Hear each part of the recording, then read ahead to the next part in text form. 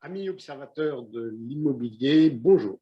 Nous allons pour cette séquence analyser la situation du marché immobilier à La Réunion au cours du mois d'octobre 2021, donc le mois qui s'est achevé il y a 10 jours. Alors en fait, les indicateurs sont toujours très positifs, avec toujours la même exception, c'est l'offre de biens. Mais donc pour l'instant, tout se déroule bien, on va rentrer dans le détail. Alors, premier point, l'offre de biens. L'offre de biens, on est parvenu à un indice 55. Alors, je vous rappelle que cet indice mensuel des marchés immobiliers est un outil exclusif de l'Observatoire de l'immobilier. Nous l'avons créé début 2018 pour analyser chaque mois l'évolution des principales composantes du marché immobilier ancien. Alors, la première composante d'un marché immobilier, c'est bien entendu l'offre de biens. C'est le nombre de biens disponibles à l'instant T sur un même marché. Donc, on a mesuré cette offre de biens début 2018 et le chiffre que l'on a obtenu, on l'a défini comme l'indice de référence 100.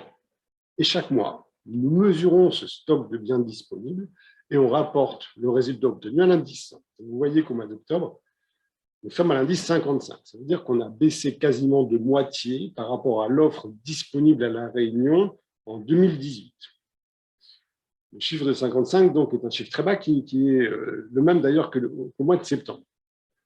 Si on s'intéresse à l'historique, donc en fait, création de l'indice concernant l'offre de biens, juin 2018, indice 100. Et vous voyez qu'on est mois après mois, on a évolué inexorablement vers le bas pour arriver donc à 55 au mois d'octobre.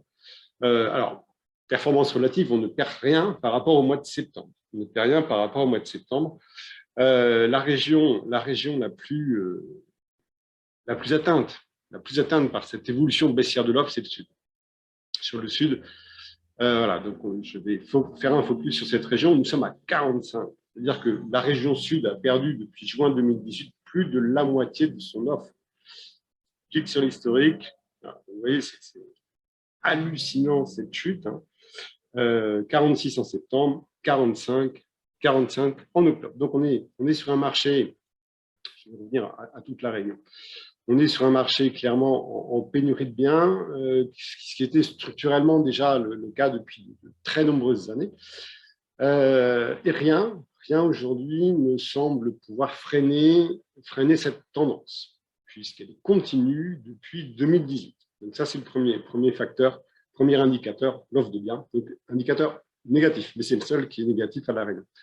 Si je vais à l'opposé de mon tableau, la demande de biens. De la même façon, la demande de biens, on l'a mesuré début 2018 et le chiffre que l'on a obtenu, on l'a défini comme une référence 100. Et chaque mois, on mesure le volume de cette demande de biens à l'acquisition, pas à la location, à l'acquisition.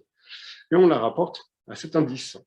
Mois d'octobre, on est sur un indice 120, donc on est bien entendu supérieur à ce que nous étions à la création de l'indice. Bon, par contre, on voit que ça s'effrite, ça s'effrite gentiment depuis le mois de juillet 2021. Donc, on reste dans des niveaux très élevés, mais tendance baissière quand même sur les 3 derniers mois. Alors, à noter vraiment ce qui est marquant dans cet histogramme, c'est le monde d'avant, le monde d'après. Ici, avril 2020, on a le premier confinement. Donc, logiquement, les demandes chutent.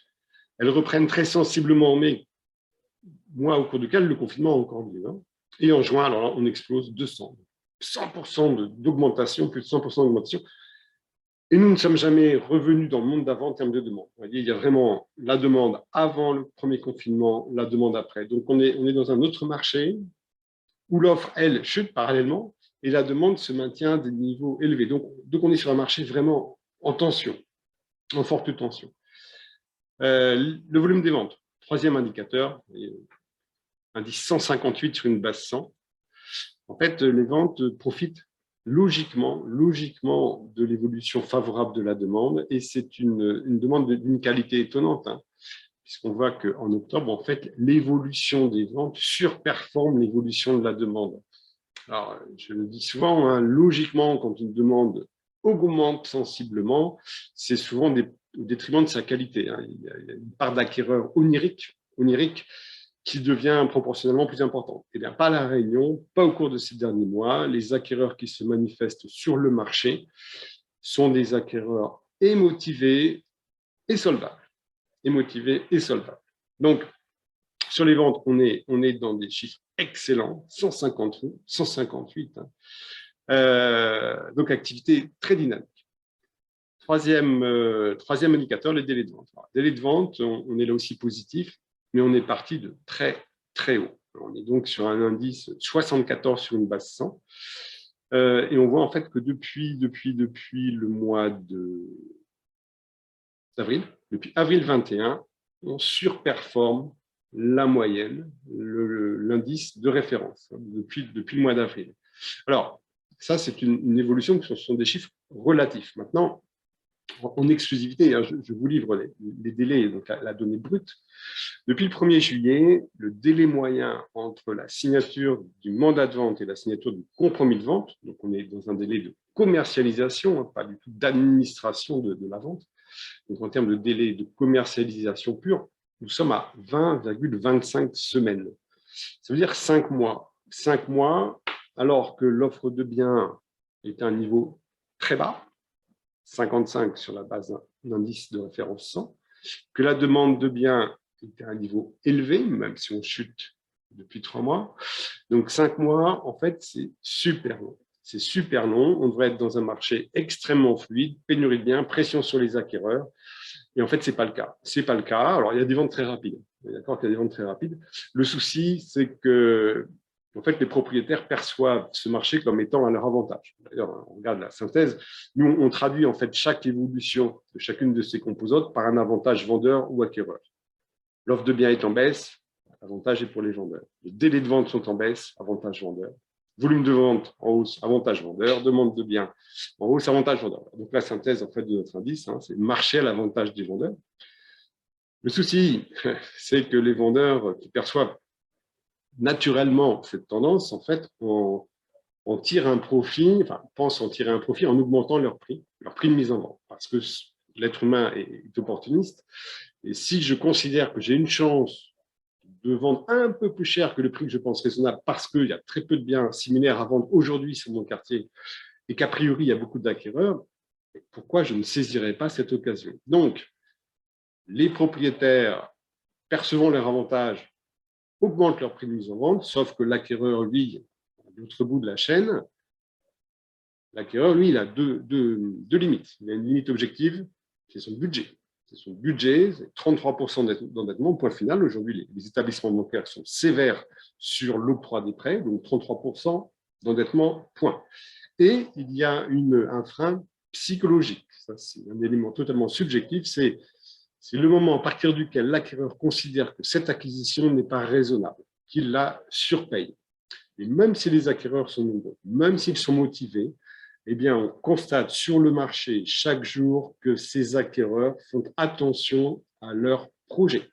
Pour preuve, 5 mois entre la mise en vente d'un bien et sa vente, ça veut dire qu'il a fallu chercher longtemps, voire très longtemps, un acquéreur. Et, de surcroît, le pourcentage, la proportion de ventes qui ont fait l'objet d'une baisse de prix est de 60,16%.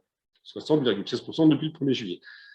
Là aussi, hein, ça veut dire que plus de la moitié des transactions ne partent pas, ne se concluent pas au prix espéré par le propriétaire, simplement parce qu'il s'est laissé embarquer dans cette euphorie en se disant « je suis en position extrêmement favorable, donc je hausse mon prix ». Oui, mais non, parce que n'oubliez pas, en face, il y a un acquéreur qui fait attention à ces données et qui a une perception, mais également très subjective du marché, et il ne veut pas faire une très mauvaise affaire ou une trop mauvaise affaire. Voilà, donc, à noter d'ailleurs que selon les régions, hein, cette proportion de ventes négociées est extrêmement homogène, puisqu'on va de 58,50% au mieux, à 62,40% au pire. Il y a 4 points entre la région la mieux située et celle qui connaît les négociations les plus nombreuses. Même l'Ouest, hein, donc même l'Ouest où les pénuries de biens sont les plus importantes, donc je parle de l'Ouest littoral, même l'Ouest connaît ce chiffre-là de ventes négociées. Alors le conseil pour éviter d'avoir un bien qui traîne sur le marché pendant des semaines et des mois, et qui clairement va être désavantagé parce que le bien va s'user sur le marché. Un acquéreur aujourd'hui, comme hier d'ailleurs, ne se décide pas du jour au lendemain. Il va consulter longtemps les sites, il va faire des visites, donc il va détecter très vite les biens qui traînent. Et en déduire que peut-être le propriétaire va devenir en situation difficile. Si ce bien-là n'est pas encore parti, c'est qu'il a probablement des défauts. Bref, la longévité d'un bien sur le marché immobilier n'est clairement pas une bonne chose. Donc, conseil aux propriétaires, ne vous laissez pas emballer par l'apparente, l'apparente santé du marché pour vous dire, j'en profite, je vais pouvoir fixer un prix extrêmement haut. C'est pas vrai. N'oubliez pas qu'en face, il y a un acquéreur. Donc, je vous invite à contacter, à vous rapprocher d'une agence agréée par l'Observatoire de l'immobilier.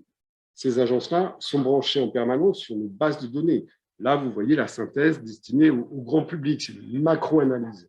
Les agences agréées, elles, disposent de micro-analyses par micro-secteur, donc par quartier, par type de bien et par gamme de prestations.